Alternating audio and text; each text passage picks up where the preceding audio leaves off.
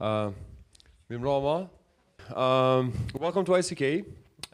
Today marks the beginning of the Global Entrepreneurship Week 2025. As the Innovation Center Kosovo, we are hosting this campaign for the 13th year in a row. The overall goal is to celebrate entrepreneurs and their achievements and to inspire others. Part of this GW campaign this week as ICK is this edition of Startup Grind, which initiative started by Google for Startups. Now it's a joint initiative by the Microsoft for Startups. So big corporates, and as ICK we do host the license on organizing these chapters for our country. Tonight we are really honored to have two guests. I know that they spend their daily work, but they didn't share the stage previously, like together, two brothers. Blendrit and Rilind, mirë në ICK, edhe në këtë edicion të Startup Grind. Tonight we have also invited our front-end academy class, they are students, led by our lecturer Mergem. So they were like finishing some class projects and I invited them to join us because this is something that is really beneficial for them in the future because they want to be linked to the market and to meet new friends and more experienced programmers and see how things go in this sector. On the back you have this the values of the Startup Grind, which tell give first, don't take, make friends, not contact, and help others before helping yourself. So it's all about networking, knowing new friends, asking for help, and creating new contacts for your business. Wanted to start with Rilind. We have seen, for those who don't know, this is the team behind the newly premiered documentary called Scaling Across Borders. There have been 2 episodes live now. It's an amazing work done by Greg and the rest of the team in Outsorcy. And I really want to use this opportunity and thank you for, on behalf of the Kosovo people and ICK for making this possible. If you missed 2 of the first 2 episodes, just go on YouTube, Scaling Across Borders. It's like the Netflix style video production. I'm really proud that Kosovo can deliver such an amazing creative industry and the product at the end. We are really proud that we can really compete with Western Europe and the US when it comes to these kind of services and products.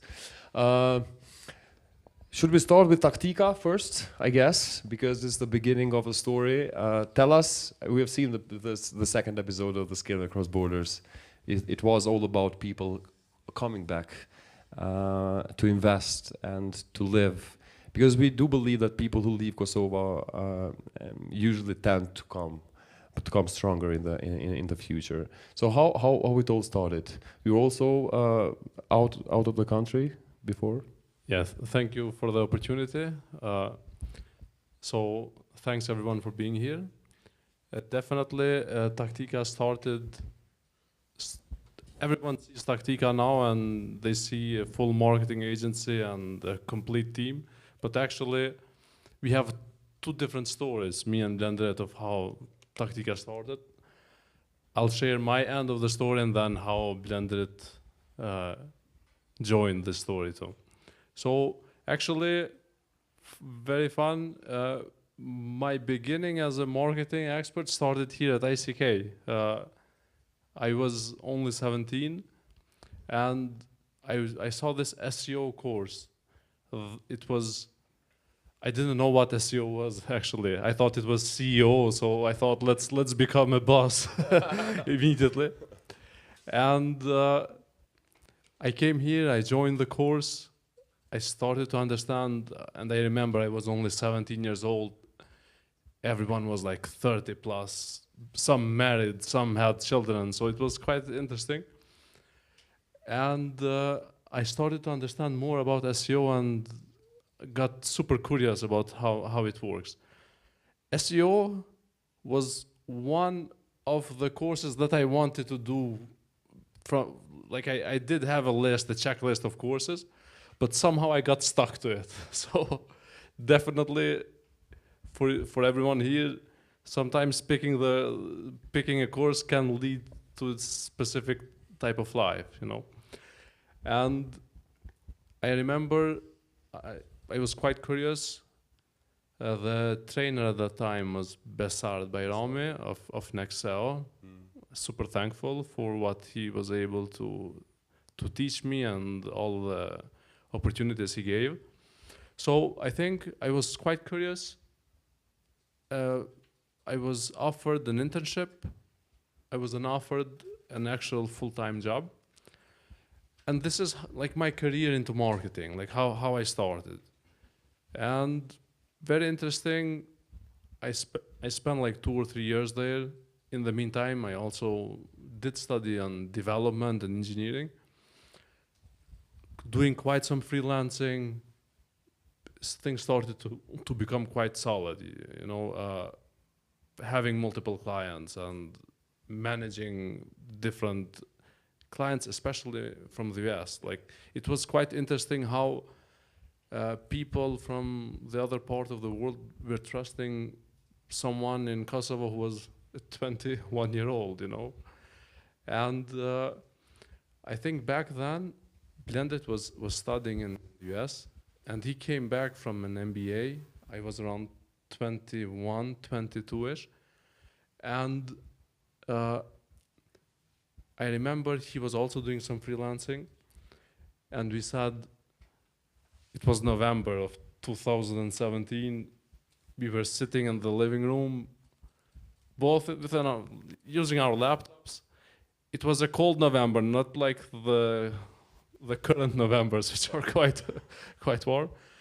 And we were talking, and we were saying like how people are trusting more and more Kosovo and talent from here. And then we said, very interesting.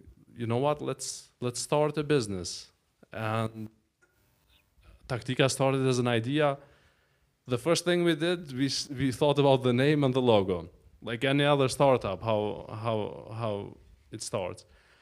And I remember our father was there too, and he used to rent out this apartment, one that he owned, and he said, okay, I'm going to be supportive, use my apartment, of course pay a little rent. And that's how Tactica started. Is your father like from Jaco or no? Not really. Yes. Some traits. Some roots, yeah. It should be. Yeah, and that's how we started. It was December 2017 when we went into an apartment. We actually painted it ourselves. We did a very good job, in my opinion. And we had a lot of struggles, but this is like the origin story of Tactica. Do you have amazing? Something Yeah, just add on this. So he's underestimating his skills, but he was 21, 22, but top notch at SEO. So honestly speaking, at that time, it was still in Kosovo unknown completely. In the US, up and coming, it was quite easy to have success with smaller businesses. So he started with 1 or 2 or 3. I remember I was in the US and I was telling him, hey, Upwork, at that time it had a different name, I forgot even. So he started there and I said, just start applying, and that's how he started getting 1 or 2 clients. So by the time I came back, I also got 1 or 2 gigs as a marketing consultant, because I come from I did an MBA in marketing, right? So I told him, look, this makes sense, you're doing it yourself. Why don't you hire 1 or 2 people to support you? You keep being the face of the company, and then people are added for different assignments within the SEO field. One is, for example, link building. We started off mostly with a lot of that. Then technical SEO, another one. So from one person, the initial goal was to find ways to expand the role and decompose it, because he could take as many as 3, 4 maybe. So then came the other side of the company, which is me thinking more about how to make this a business and make it more of a, you know, like sales-oriented, team-oriented. But of course, we did all of this together. So we expanded slowly from the 2 of us to 4. We had 3, 4 clients at that time. The moment we opened that small office, we lost, out of those 3, 2 immediately. So we had 1 small client, 2 people to pay, and ourselves. And of course, at that time, it's do or die, so sell.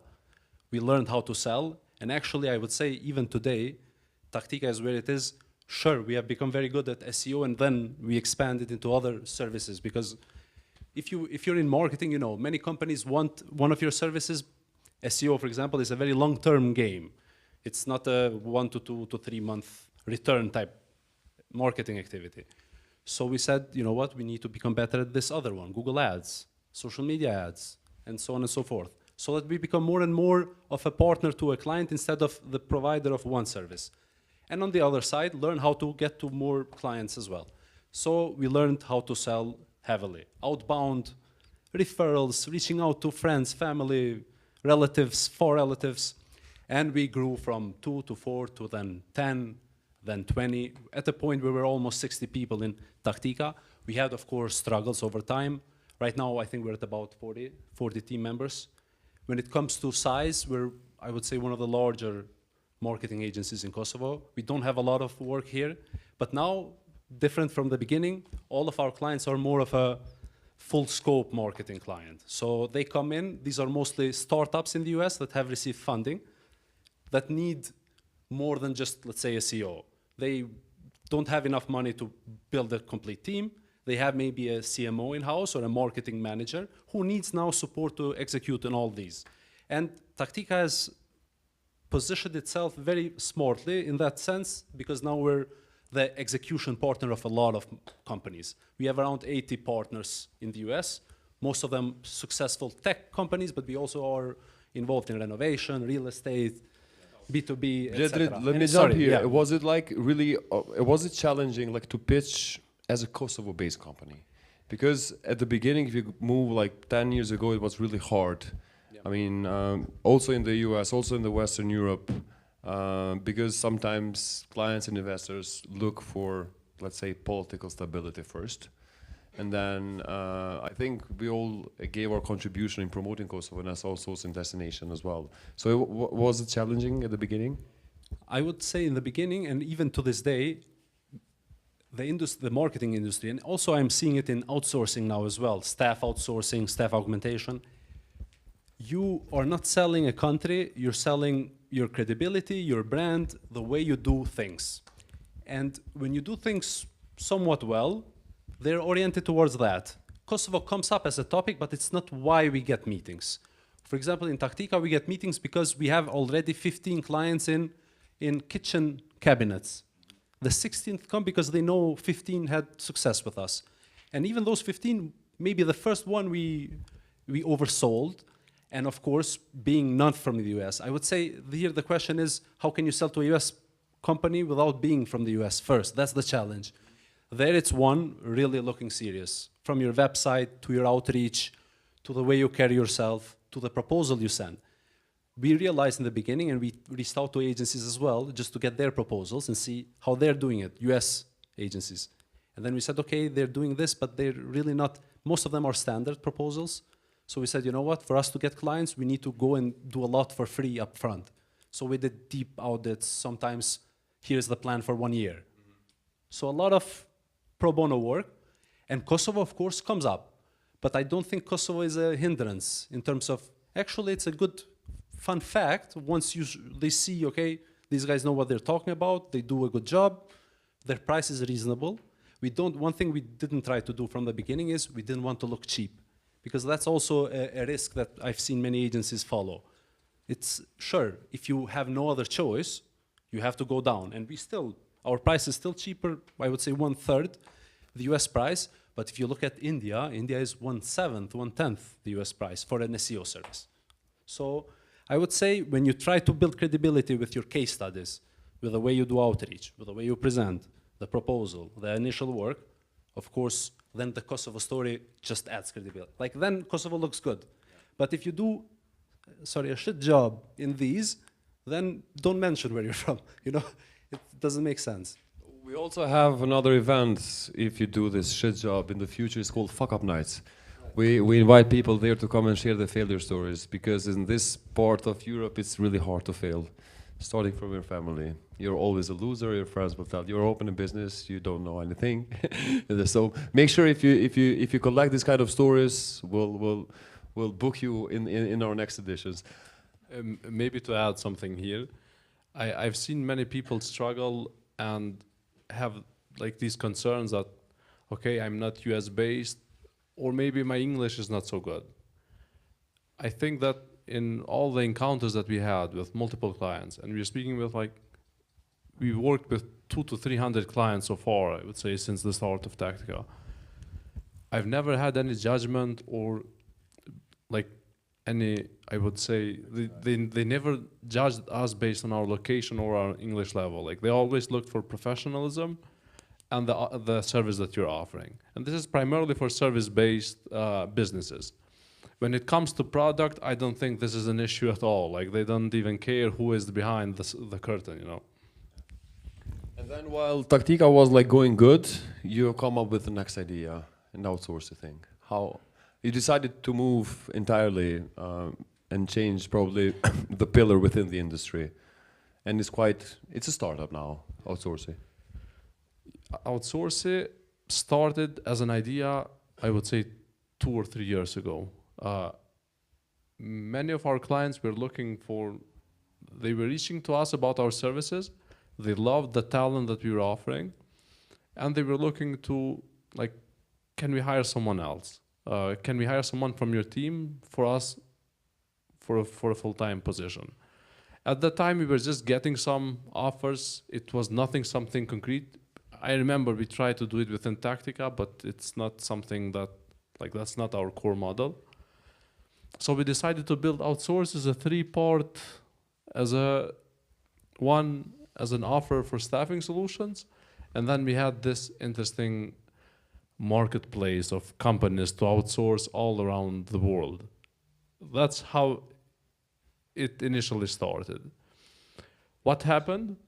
Yeah, I'm not sure if you have seen Clutch. It's like this huge database of companies where you can find any vendor or provider for different services. And we said, let's be the Clutch for outsourcing. It wasn't initially the biggest idea to push for staffing first, but it was a mix of staffing plus that marketplace. And I think we started offering the staffing solutions with Outsorcy back in 2024.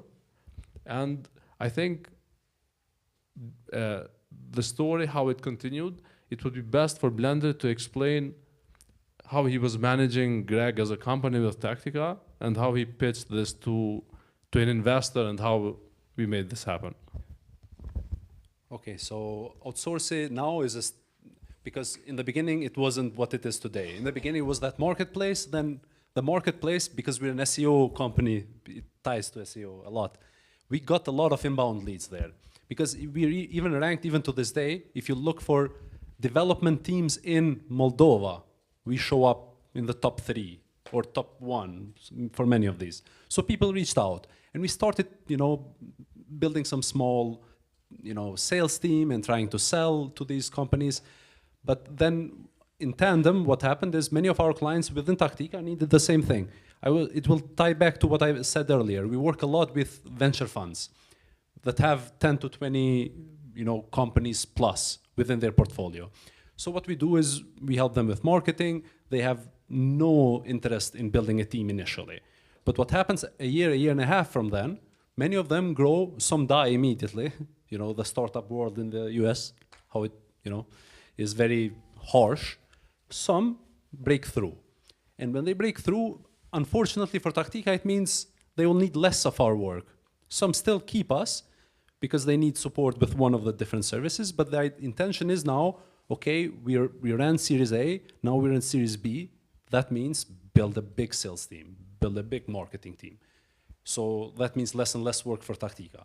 Oftentimes they came to us. One of these companies is a private equity fund in the US called Evergreen Mountain. They have around 25 companies. At the time, we were working with around 4 or 5 of them. We still, to this day, help that fund with some of their services. And for one of their companies, they were outsourcing to India for a while. It didn't work out. And they tried different models, and they started, we need 2 or 3 a marketing manager, a graphic designer, a social media manager. I forgot at this time, but a couple of roles. And I said, just come see. We'll set up some interviews, meet people. We'll do it as a Tactica client. no plan for us to sell to you. When they came in, interviewed people, you know us, you know, for selling Albanians, I mean, Kosovars, we can do a pretty good job. And you see that in LinkedIn as well, you know. So people did a very good job selling on my behalf at that point. And they said, you know what, this place is amazing. At that time, I remember I said, you know what, you don't need to meet just people, you need to understand how these people get to this point. You need to meet ICK as an organization that builds. You need to meet, I remember they met Well, with the meeting happened during the GW last year, yeah. so it's 1 year from now. 1 year. This is 1 year. Yeah. And the business with them then started about 3 months from that point. They met ICK. I introduced them to the American Chamber of Commerce, the USA Growth, Empower, what was the name? Empower. Yeah. And many other players that are contributing to Kosovo's, you know, economic and startup system. And they really liked it. And I think that's the story for most people that come here with half an investment mind, you know. You need to do the same. If you have people like that, in my opinion, you need to show them around, not just keep them. I know people that just, you know, try to, oh, well, here, let me send you to a dinner and like keep them close. No. Yeah. Expose them. And to us at the time, I remember, we didn't care if they end up working with. Actually, the idea behind their visit here was to meet startups and maybe invest, if you remember. Yeah. So after that visit, they came another time and said, you know what, we're building Outsorcy. We just landed our first client with Outsorcy at the time, ourselves. It was a Swiss company. And I said, look, it works. One client, you know, see, it works. Do you want to invest here? Get half of the company, invest this much. I will not disclose the numbers, but invest, we'll run it together, you know? Let's build a crazy company together. Because we could do it ourselves, but it would take a lot longer. We knew we wouldn't build it as well as they would with us. Let me ask a question on behalf of our students. Like, we have this front-end class, they are junior programmers, still in the making. What should they do for them to get oriented? Because I believe that the market now is really fed up. It's not that hype that used to be 5 years ago, like everybody was looking for programmers. Now and then AI jumped in with its part. So should they just work on their portfolio and try and link or bridge with some of the companies or asking for teams?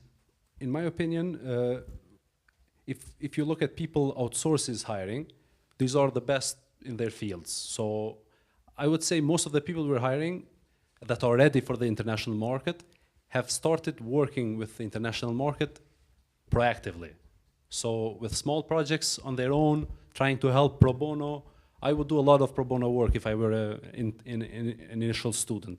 I'll go back to the SEO. If you're starting, for example, with SEO or one of these fields, I'm sure just reach out to 10 companies in Kosovo, 10 in Switzerland, and there. Reach out, say, hey, I've done this, I know how to do it, I would love to do it for you if you let me, free of charge in the beginning. And then go from there. Get one, word of mouth happens, you know. But in my opinion, in addition to having a job, you need to proactively do a lot of this, you know, building your credibility. And internship and everything, yeah. For sure. Internship, that goes without saying. I myself did an internship before starting jobs. And you know, it's quite interesting because now interns have this quite interesting life. In my time, I used just to go and buy burek for the senior staff and yogurt. I didn't learn anything. We were sent in the basement to file some documents, and that's it. 3 months waste of time. But I think now, especially the ICT companies are investing a lot in the interns, money, time, sources, resources, in order for them to keep them, not just to say goodbye after 3 months. Me personally, I have a software engineering degree, so I can definitely give quite some technical help and offer more information about how would it be possible to enter the market now. Personally, I think that you need to create quite some experience either by getting into an internship, working on one of your own companies. I just met someone today who was telling me about how he's working on his own company with developers and understanding more about the development world. I think that in order to understand more the development world, you need to start building something yourself.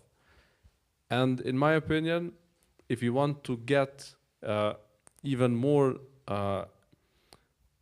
transparency and get involved more into international projects, Upwork still works quite well. Like I know a lot of people who still use this as a freelancing mechanism that get some gigs, get some work out of it. So freelancing, building something on your own, definitely works the hard way. Now, I remember I just met some developers. We are actually building some of our own products and prototypes, AI related. And I was exploring this tool called the Replit and Lovable. I think these are quite popular now with development, in the development world. And I told him, look, I built this in 2 hours, a tool, quite simple, I would say. And he told me, actually, this is what we are also doing. Something that took us 3 months, we can build it now in 3 days, test it, see how it works. And the AI, we don't see it as a problem or something that's competing against us. It's making us, giving us more time to build even more things. So definitely take full advantage of AI to build products, to test them, and see how the market reacts to them. Perfect. And then let's move to the third stage. And when the Greg decided to come back, yeah. So yeah, to continue the story, they've decided to invest in Outsorcy. This is an American company with Albanian ownership as well from here. We are 9 months since we have built the company. We're now at around 60 people. We're growing quite fast. I can tell you we have an additional 20, 30 roles open right now. And all of the people we're hiring are people that will work for recently invested companies. So companies that are top-notch, B2B, SaaS, like very established industries. And in my opinion, these are very good opportunities for people here, well-paying, very professional roles. So it's not traditional outsourcing the way we hear about in other countries. We're involving these startups in the recruitment process. They get to meet the people, they hire them, they work within those companies. Outsource is just the middleman in a way. So it's working quite well. Now we're looking into expanding into other markets together with Outsorcy. We just now started because many of our clients need US time zone people as well. So we're also creating a second office of Outsorcy in Colombia. They have a very similar story to Kosovo in many ways, misunderstood, unbranded. Colombia, Medellin, Bogota, right. Yeah. And we are going there from January. We have a new, small office there. But the idea there is to build roles that we cannot find expertise in Kosovo. There are, for example, there is many specific roles in engineering that it's not just, we're not there yet. When it comes to, for example, Salesforce development or HubSpot development, there are a handful of people that know it here, but it's just we're at 1.5 million population. When you go to Colombia, there are 50 million of population. So much more opportunity for us to place people. Still, Kosovo remains the top location, but we're just trying to fill gaps that we cannot find here. And it's good because it's also helping like the youngsters stay here. So this is why the sector is also keeping the youngsters here. For sure. So they're working for an US market while staying here, staying close to their families. And This is something we love about this. Yeah, we're definitely helping in that regard, and I think many other companies are doing the same. I've heard before, there were many of my friends that were getting well-paying jobs here, move to other countries. I hear less and less of that now. They're coming back. Like many of them are coming back. I really think Kosovo is, sure, there is inflation now and we're getting higher and higher with prices, but I feel like we're also trying to meet that with other things. So there is better infrastructure that is growing from the private sector, better opportunities. I feel like opportunities having improved over time. Both types of roles, salaries, and everything. Some industries are a bit more behind, because there's less competition. But in tech, you know, like the roles have doubled, tripled over the last 5 years. So that's, in my opinion, very good. Is someone from the audience that really didn't watch the first two episodes of the Scaling Across Borders? Did not. You away. Well, as soon as we finish this, we are going to play the first episode on the screen. But you should, and then you can see, because I was trying to link on jump in the discussion, because there you can see the progress that has been made in this country. When we live here, sometimes we only see the negative parts.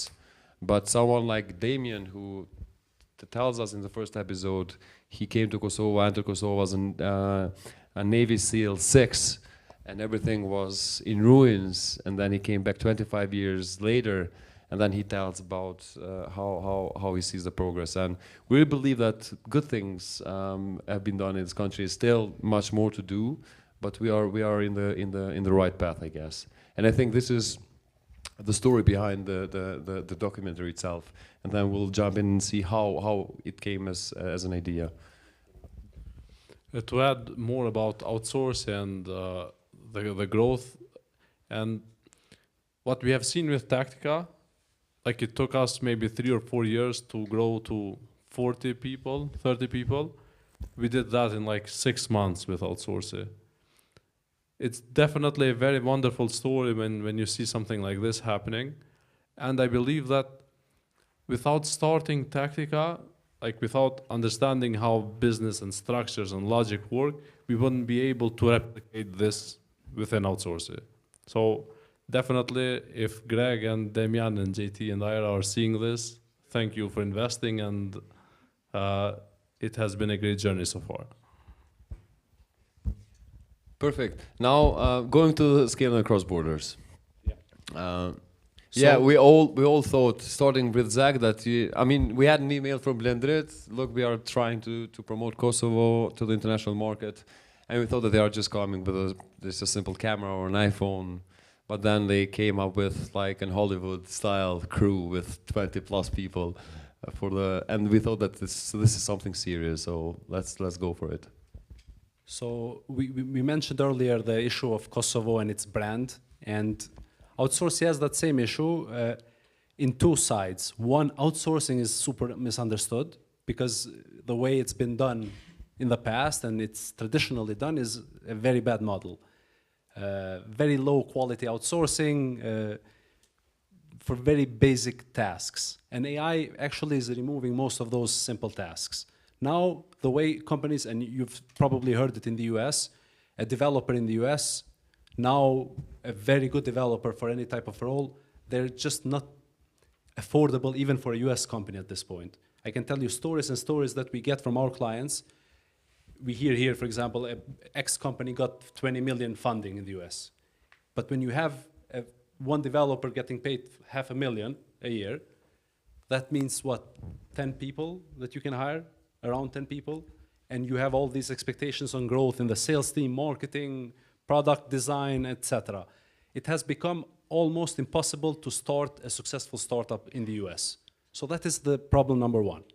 Problem number two is that then results in many companies in the US just failing from the start because they, of course, fall within the same pit of building teams in the US because, oh no, outsourcing doesn't work. I don't want to work with India. I don't want to work with companies. It's just, that's what they heard. You go to a certain provider there, you tell them, hey, I need 10 developers, let's say. They just get you, here's your developers. You have one point of contact. You never get to build a relationship. Many of the people fail. It's just wrong from the beginning. Okay, that's problem number one. Problem number two then is, of course, Kosovo. When you hear about outsourcing, you hear that image and then those countries that you know about that kind of service. Kosovo, on the other hand, is a completely different story. And with this model, we can actually build a very high quality outsourcing model. So we're not trying to get here a company that needs thousands of people. We're trying to bring here companies that have a very good budget to build respectable teams of developers, of marketers, of salespeople, and so on. Very high paying roles, very specific needs that they have. For example, they need a sales, like an engineer that has experience in this specific field, that has done this in this industry. And we're able to find those here, those type of candidates. And of course, we're not talking about quantity. It's that now immediately brings you to that same stereotype. We're building teams that work directly with those companies. And of course, then the issue becomes, okay, how do we keep growing Outsorcy outside of these opportunities we have from our network? Which we need to then promote this, the talent that we have here, the opportunities, you can have when you build teams in Kosovo instead of outsourcing to Kosovo. And we were thinking about how to do this. Initially, we ran some traditional ads about Kosovo, the standard landing page. Here is all you need to know, 10 pointers, some simple maps, whatever, the simple things. We went to podcasts, both me and Greg and Rilind and the rest of the team, but it's not enough. We saw that we actually needed to do something beyond what Outsorcy needs. And when we look at the market of how Kosovo is recognized outside of in public media, for example, if you search Kosovo in TechCrunch, I'm sure we don't even show up. So we need stories and like a different viewpoint for Kosovo in these media. So we thought, you know what? In order for us to do this, it has to be a very interesting video type approach, not a podcast, not a simple interview where I'm meeting Span, for example, and talking about Kosovo's potential, but actually a documentary the way Netflix does it, or the way you've seen those YouTube documentaries where they visit the country, but not to taste their food, not to see their landscapes, but to actually see their startups, the potential of that country. And to do that in a way that really looks beautiful, and you watch it, you don't skip it. So that was the idea. Tactica, of course, has quite a lot of experience in building creative campaigns. Then we added the cinematic effect through another agency here that have done a great job. And we came up with a product called Scaling Across Borders. And if you hear the name, it's not about Kosovo. Kosovo is the first season. It has 6 episodes, and each episode covers different parts of the startup ecosystem. The first one is Kosovo's background. So where does today's Kosovo come from?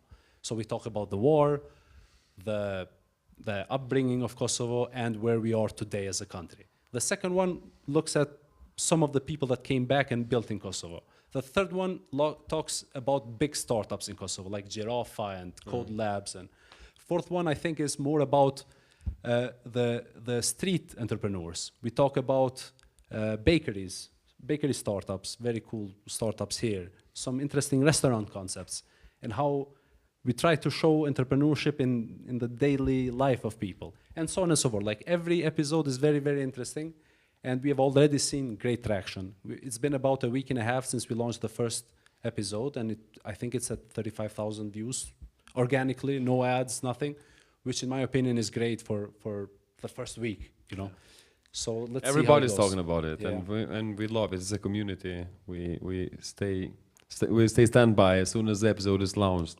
Yeah. We just go and share it out with our community because it's an amazing work that has been done. Okay, now I think we can open the mic for the public. If you have any question or want to challenge 2 of our guest speakers, please go on. Hello, my name is Diona Hawkeye. I'm a student of University of Business and Technology here in Prishtina. I'm studying in computer science and engineering. I'm a lucky girl to say that I win a scholarship here in ECK for front end. So my question is for Rilind, sorry. I was interested, do you believe that everything happens for a reason? Like, if ECK didn't open that kind of course that you was able to follow, would you be here? I'm not sure. Definitely interesting question. Thank you for that. In my opinion, it's a mix of opportunities and how fast you take advantage of those opportunities. In my case, it was a course. I was able to follow it. I was good at it. And then I built a career around it. But it was a lot of long hours and hard work.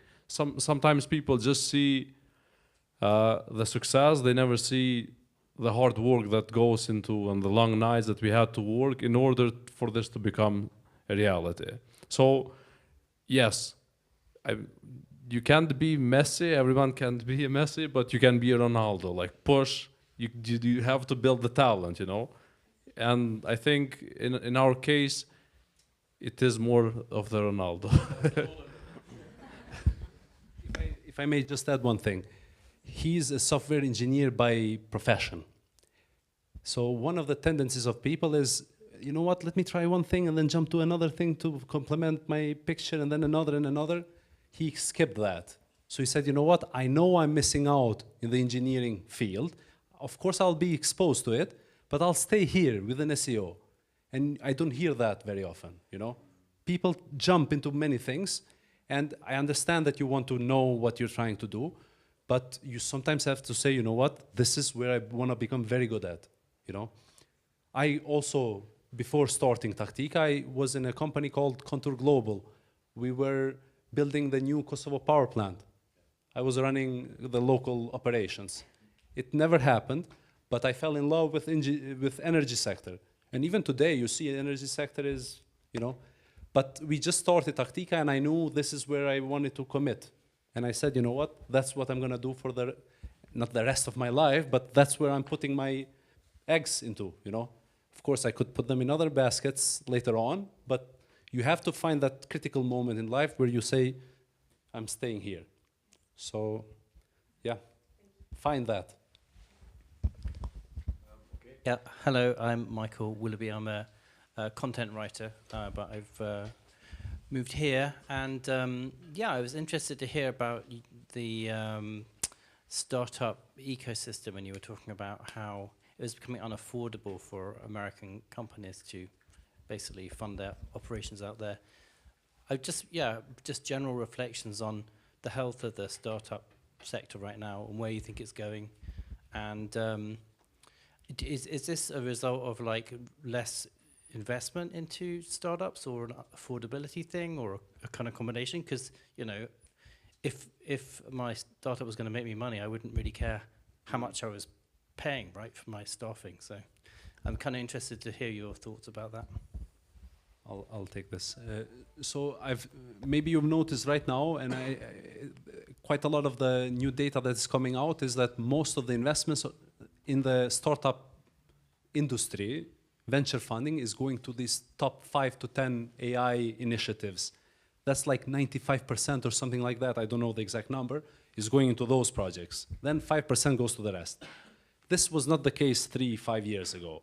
And even then, if you look at how investment venture funds do invest, they're looking for these, you've heard it, 3x3, by 2x2, companies that grow quite a lot for 4 to 5 first years of the company. But what happens in reality is that the vast majority of companies cannot do that. They're investing pre-revenue. You know, most of the startups that we hear about are pre-revenue. So they're a very good concept. I just saw, for example, we were talking with my wife, Kim Kardashian created this new brand, pre-revenue money, 15 million or some crazy number like that. So when it's pre-revenue, you have to invest a lot up front to build that team, to start building a product around that and then selling. In the past, inflation was lower in salaries. There was less concentration of money. And in my opinion, there were more different types of companies that were started. Right now, a lot of the startup innovation is happening within one very specific cluster. So one thing Rilind was saying earlier that we're trying to do to avoid all of this, we have created this, we call it Tactica Ventures, and Outsorcy is part of this initiative, where we're saying, you know what, we're not getting funding. We will try to build very small startups, very simple ideas that we know from our clients and from what we know works in the market, build a prototype and start marketing very fast. So instead of wasting all this money or getting investments, avoiding that path completely and trying organically to get to, let's say, 1 million with a product, and then see if you need funding. So I feel like now most companies that are like that, you don't see a lot in the media. They're, you know, run bootstrapped and they just, you know, trying to exist that way. The companies that we're trying to target with Outsorcy, many of them is what in the US they call them zombie startups. Startups that cannot grow anymore because of they don't have funding, but they do get revenue. They have, for example, 20 million revenue, but out of that, they spend most of it in salaries. So net profit, zero, or close to zero. So what do you do in that case, right? If I'm a startup owner in that situation, I cannot go to Greg to ask for money because he says, like, proof, if you look at how they usually invest, 5x, 10x revenue, it's not very attractive. So what they do is they change the structure of cost. And that's where outsourcing is a very interesting idea, because we help startups there change that structure of cost in a way where instead of spending 20 million out of that revenue, spend 5 million. And then the 15 million, you can extend production development or sales team or marketing team. So we really help go out of that zombie mode, you know? So long-term, outsourcing actually plans to become also an investor in zombie startups, where we find them and try to invest, bring all the talent here, from the CEO down. So that is the long-term vision that we have, but we're not there yet. We just started, so let's see where we go. Consultancy model as well on the back of that. And then manage it, yeah. Thank you so much. A kemi pyetje tjera? Okay, nëse nuk ka pyetje, now we are continuing to the final stage of this evening, which is we move to the first floor and make friends, not contacts. So please talk to someone you don't know and see what they do. And we have some really warm pizzas and delicious one in the first floor waiting for us. So I'm using this opportunity to thank Blendrit and Rilind for their time and move with the rest of the team. So we move all together to the first floor, and please talk to each other, and please talk to someone you don't really know and see what they do and what they can help. So please give first, don't take, make friends, not contacts, help others before helping yourself. Thank you so much. Faleminderit shumë.